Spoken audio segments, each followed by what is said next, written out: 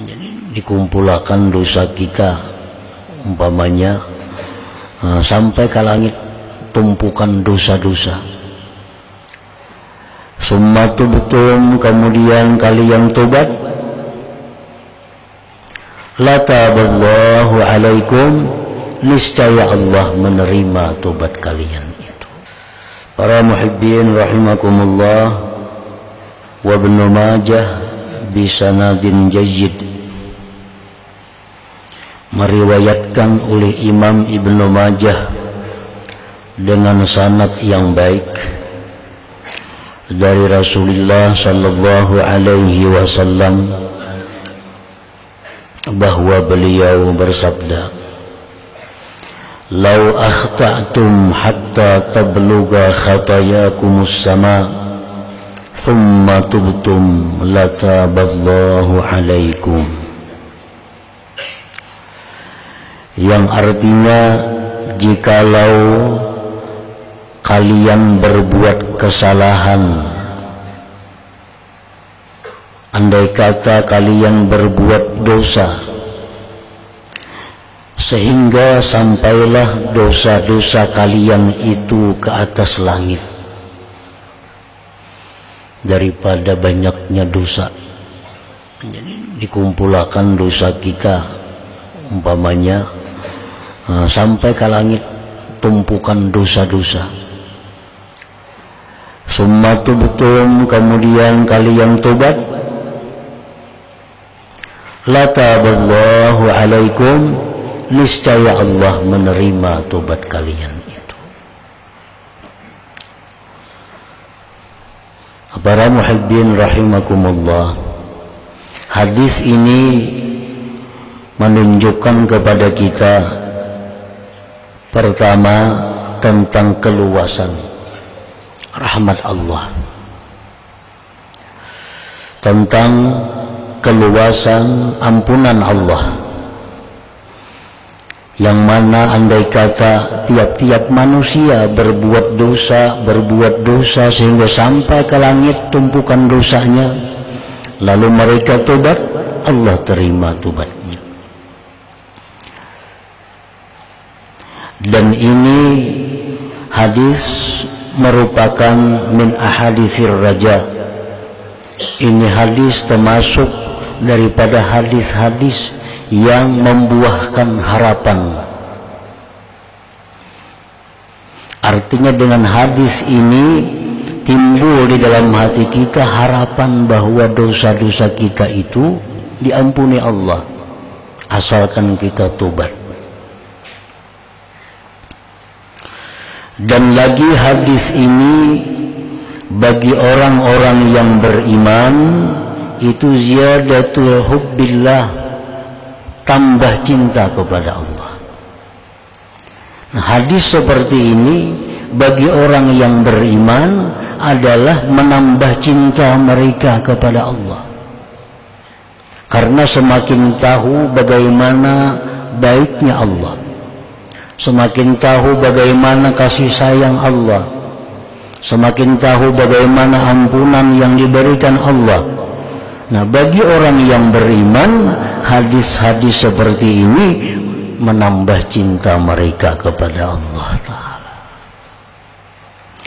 Nah, sedangkan bagi orang munafik, hadis seperti ini menambah keberanian mereka berbuat dosa.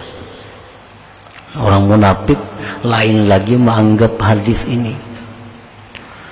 Nah, jadi orang munafik mendengar hadis macam ini makin berbuat dosa, karena jadinya Tuhan tuh mengampuni aja mau kita tobat. Perbuat dosa ini, perbuat dosa itu, kayaknya jadinya Tuhan mengampuni aja. Tuhan tuh Maha Pengampun. Nah, ini kalau orang-orang munafik mendengar hadis ini tambah berani melakukan dosa. Lain hal dengan orang beriman. Orang beriman mendengar hadis seperti ini bertambah cintanya kepada Allah, bertambah sayang rindunya kepada Allah karena kebaikan Allah yang luar biasa itu. Nah, para muhibbin rahimakumullah, jadi tidak ada dosa yang tidak terampuni oleh Allah bagi orang-orang yang beriman. Dosa apapun, sebesar apapun, bagi orang-orang yang beriman tidak ada yang tidak diampuni Allah. Kalau mereka tobat kepada Allah.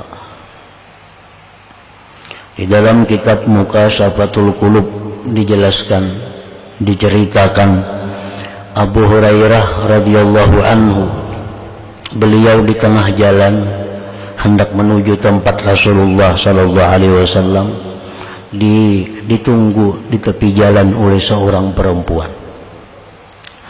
Perempuan itu berkata, "Wahai Abu Hurairah, aku telah melakukan dosa besar, apakah ada tobatku?" Jar Abu Hurairah, "Apa garang dosa ikang?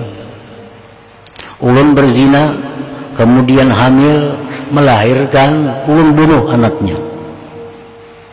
Adakah tobatnya bagi ulun yang seperti ini melakukan dosa yang besar? Berzina, membunuh anaknya lagi." Abu Hurairah menjawab, "Kalau dosa kamu seperti itu tidak ada tobat. Halakti wa ahlakti," kata Abu Hurairah. "Engkau binasa dan engkau membinasakan. Engkau berzina, engkau sudah binasa. Membunuh anak itu membinasakan lagi." Mendengar perkataan itu, perempuan tadi menangis dan berlari meninggalkan Abu Hurairah. Setelah itu Abu Hurairah ini sadar. Sadarnya apa? Ujar Abu Hurairah, aku berfatwa sedang Rasulullah ada. Lalu beliau pun langsung menuju rumah Rasulullah sallallahu alaihi wasallam menceritakan kejadian ini. Apa jawaban Nabi? Ujar Nabi menjawab, "Ya Abu Hurairah, engkau yang binasa, engkau yang membinasakan orang lain. Halakta wa ahlakta, engkau yang binasa wahai Abu Hurairah, engkau membinasakan orang lain. Engkau mengatakan bahwa dosa itu tidak terampuni, engkau sudah binasa. Engkau membuat orang menderita, membinasakan orang lain." Mendengar itu Abu Hurairah langsung berlari mencari perempuan, kesana kemari bertanya, sampai disangka Abu Hurairah menjadi orang gila. Hendak mendapati kemana perempuan tadi. Akhirnya Abu Hurairah berjumpa dengan perempuan tadi, lalu mengabarkan kepada perempuan itu, "Wahai perempuan, Rasulullah menyampaikan kepada engkau, sebanyak apapun dosa engkau, asal engkau benar-benar tobat kepada Allah, Allah akan mengampuni dosa-dosa engkau itu." Akhirnya perempuan tadi tersungkur, tidak sadarkan diri. Kemudian beberapa saat kemudian sadar dan bangun si perempuan tadi karena saking gembiranya dengan berita ini, sehingga perempuan itu berkata, "Wahai Abu Hurairah, seluruh kebun yang aku miliki itu aku wakafkan fi sabilillah."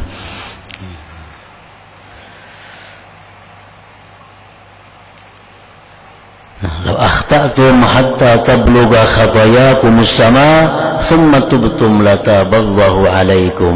Jikalau kamu berbuat dosa sehingga sampai dosa kalian itu ke atas langit, kemudian tobat, Allah menerima tobat kalian itu. Para muhibbin rahimakumullah, wa Tirmidzi wa Ibnu Majah wal Hakim wa sahhahahu. Riwayat Imam Tirmidzi, Ibnu Majah, Imam Hakim, dan Imam Hakim mensahihkan hadis ini. Rasulullah sallallahu alaihi wasallam bersabda, "Kullu bani Adam khata'un wa khairul khata'in at-tawwabun."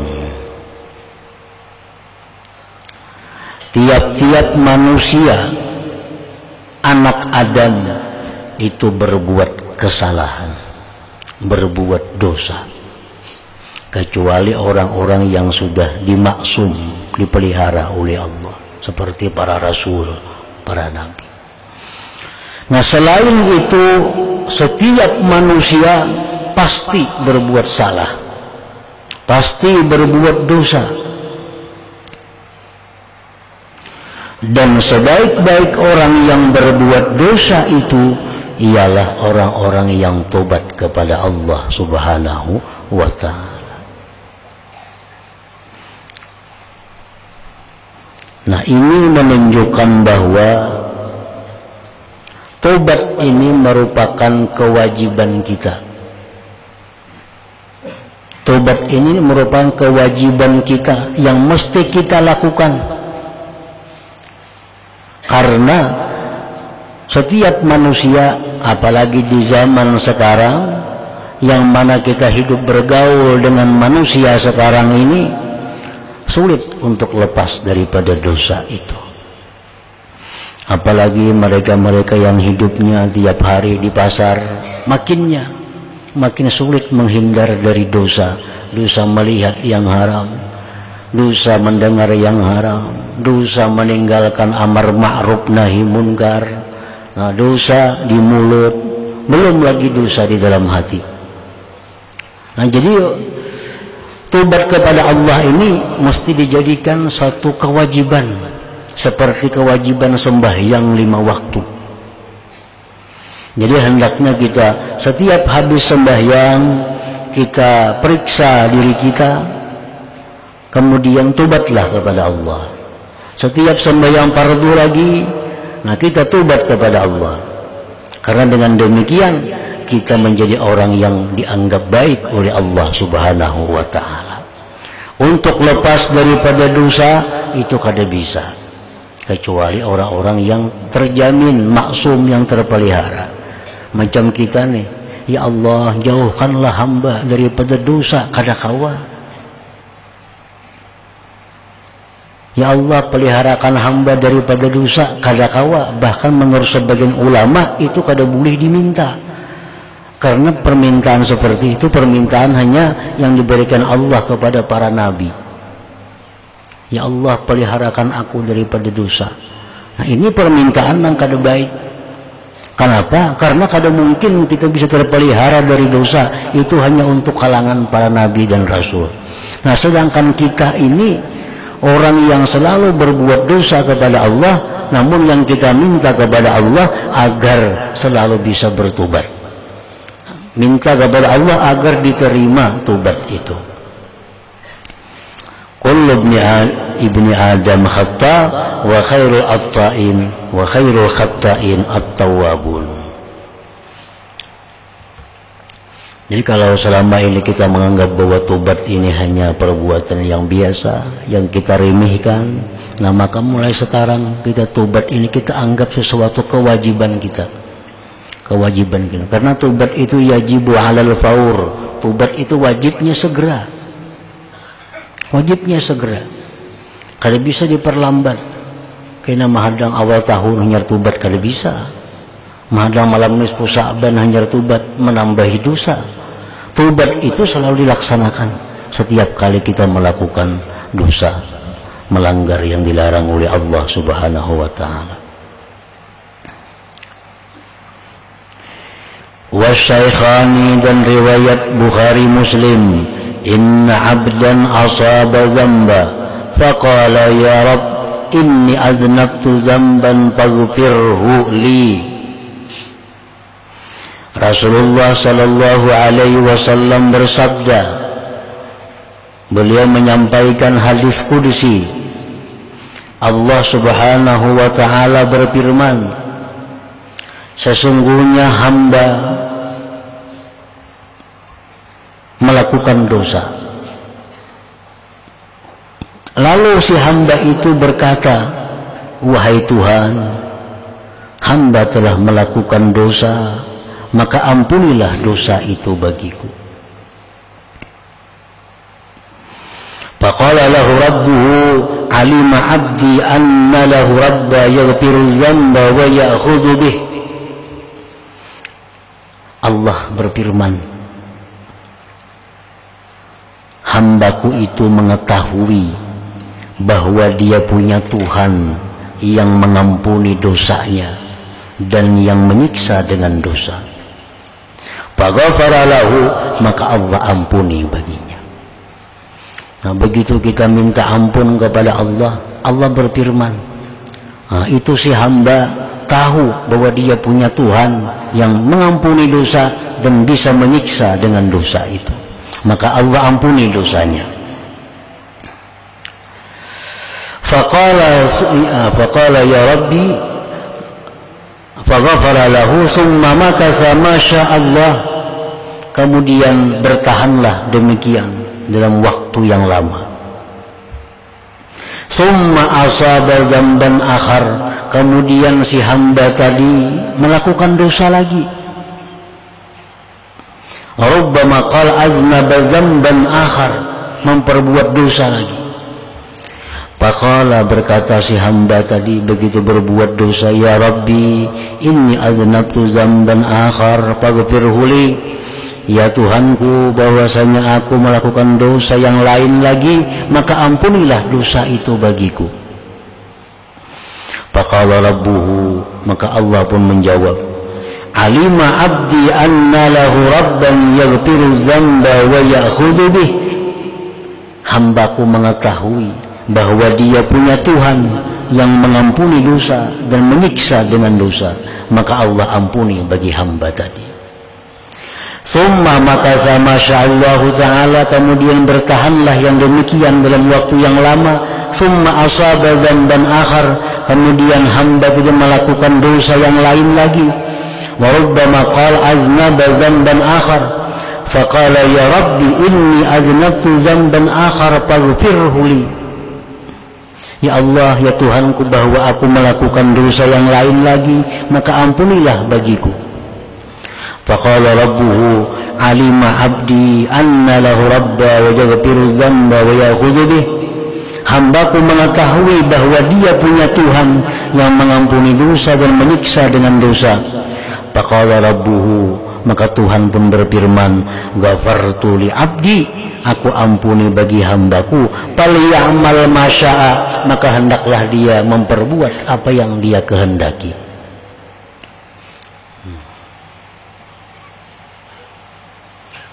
Jadi orang ini hari ini berbuat dosa, malam atau maghribnya menyesal, ya Allah, hamba ini berbuat dosa tadi, ampuni dosa hamba, menyesali. Nah, jadi Tuhan, kok ampuni. Esok hari kayak itu pulang, ya Allah, hamba hari ini berbuat dosa pulang, ampuni ya Allah dosa hamba, diampuni Tuhan lagi. Esok harinya berbuat dosa pulang, akhirnya ya Allah ampunilah dosa hamba, diampuni lagi oleh Allah. Akhirnya ya Tuhan, berbuatlah kamu sesukamu, aku akan ampuni dosamu. Asal macam itu caranya. Nah, berbuat dosa minta ampun kepada Allah dengan sebujur-bujur minta ampun, dengan sebujur-bujur batubat, pasti diampuni oleh Allah, walaupun tiap hari, walaupun tiap jam, asal tobatnya itu benar-benar mencukupi syarat tobat.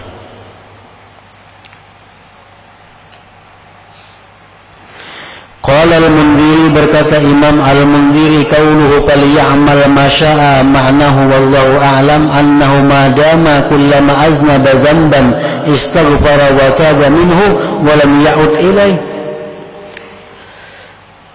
Firman Allah yang mengatakan, berbuatlah dia yang sekehendaknya, artinya selama dia manakala berbuat dosa minta ampun dan tobat daripadanya dan tidak kembali kepadanya. Bidalil qaulihi summa asaba dzamban akhar falyamal idza kana hadza da'buhu masya'a. Jadi sesuatu dosa kita hari ini, misalnya hari ini tadi berdusta. Nah, kalau sorenya, kemariannya kita menyesali berdusta itu, menyesali dan kadang mau ulang lagi, bulat dalam hati ini kadang mau ulang lagi berdusta itu, minta ampun kepada Allah, itu diampuni Allah dan ditutup ceritanya. Nah, esok hari kenapa berdusta pulang? Nah, ini dianggap dosa yang lain. Kalau ada hubungan lagi lawan semalam, karena semalam sudah minta ampun, sudah tobat, sudah menyesal, janji kada mau ulang lagi. Nah, hari ini terperbuat lagi, itu sudah dianggap dzamban akhar, dosa yang lain. Nah, kalau sorenya dia menyesal lagi, minta ampun lagi, kadang akan mengulang lagi, diampuni lagi oleh Allah. Nah, walaupun setiap hari yang demikian itu berlaku sampai dia meninggal dunia.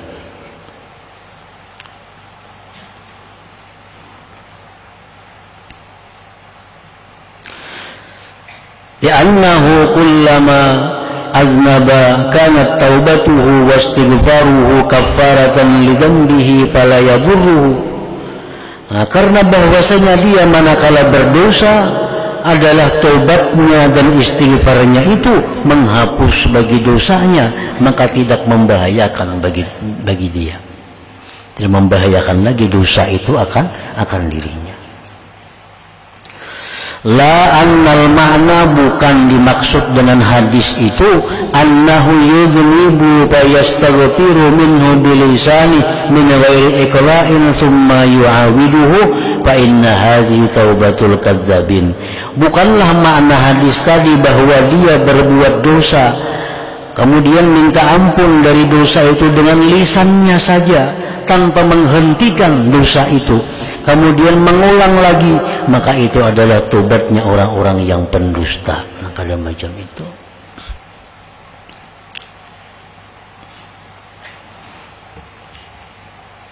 Nah, syarat tobat itu ikhla. Di samping menyesal, yang kedua ikhla. Ikhla itu apa artinya? Berhenti. Dan ketiga, cita-cita kada mengulang lagi.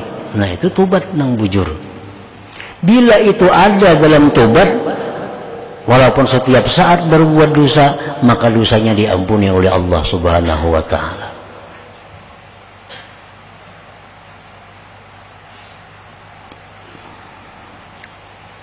Misalnya seperti yang kita sebutkan dahulu, umpamanya ini perempuan, ini bini-bini memakai pakaian yang nutup, yang kada menutup aurat.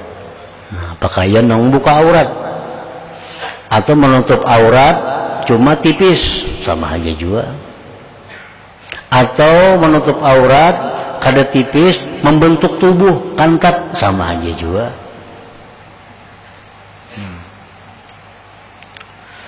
Nah, orang perempuan seperti ini begitu memakai pakaian tadi kan dosa. Nah, kamariannya tobat. Ya Allah, hamba menyesal memakai pakaian seperti itu. Dan hamba kada akan mengulang lagi seperti itu. Dan berhenti kada memakai lagi. Nah, Allah tahu hati hamba ini apa bujur-bujurnya kada memakai lagi kah 100% bulat kah atau kada, Tuhan tahu itu. Bila Tuhan lihat bahwa memang 100% ini kada memakai itu lagi, diampuni Allah dosanya, diampuni Allah. Bila Tuhan menganggap bahwa itu hanya sekedar lisannya, nah itu dianggap Allah taubatul kadzabin, tobatnya orang-orang yang pendusta. Kita aja merasakan tuh, kita aja merasakan kita ada berbuat dosa yang lewat pakaian kita umpamanya. Nah, lalu kita tobat kepada Allah, apakah kita bujur-bujur berampih kah makain itu atau kada? Allah yang tahu kejujuran hati kita itu. Kalau jujur, diampuni Allah. Jujur, menyesal, jujur, berhenti, jujur, mencita-cita kada mau ulang lagi, jujur, diampuni oleh Allah. Wa Tirmidzi wan Nasa'i wa Ibnu Majah wal Hakim idza aznaba al-'abdu nakata fi qalbihi nuqtatun sauda fa in taba sukila minha fa in 'ada zada hatta ta'zuma fi qalbihi. Hadis riwayat Tirmidzi, Imam Nasa'i, Ibnu Majah dan Al-Hakim, Rasulullah SAW bersabda, apabila berbuat dosa seorang hamba, maka muncullah, timbullah di dalam hatinya titik yang hitam.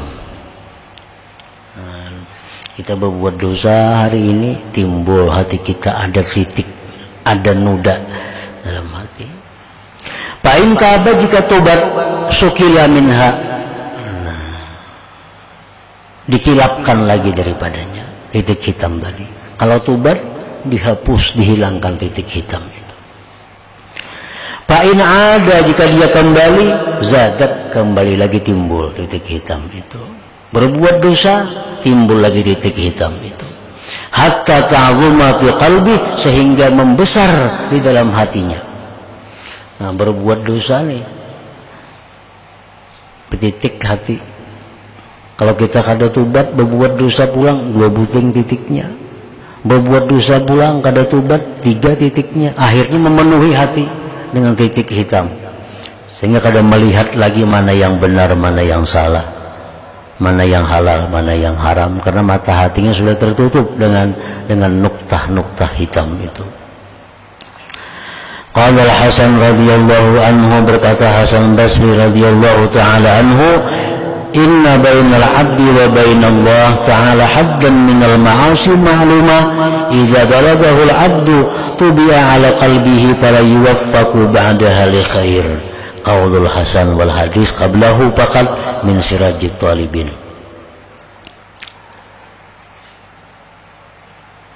Sesungguhnya antara hamba dan antara Allah Ta'ala itu ada batasan yang tertentu daripada maksiat.